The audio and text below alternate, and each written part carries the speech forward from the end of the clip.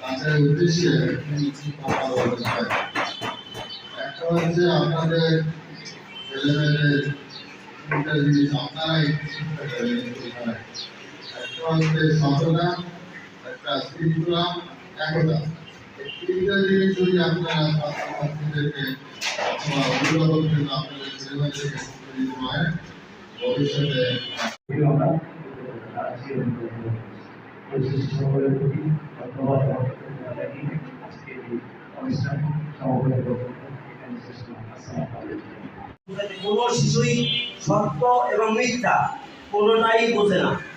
তার যেটা স্বার্থের উপকারে লাগবে, তার যেটা করলে পরে প্রশংসিত হবে, যেটা করলে পরে সে মায়ের থেকে বাঁচবে, সেটা সে করবে। মিথ্যা বলা পাপ, সত্য বললে খুব ইমানদার। এই ইমানদার কি পাপ কি এই জ্ঞান ওদের নাই। বই এটার ভিতরে সব কিছু লেখা আছে, কিভাবে মূল্যায়ন করা হবে, কিভাবে ফলাফল দেওয়া হবে, কিভাবে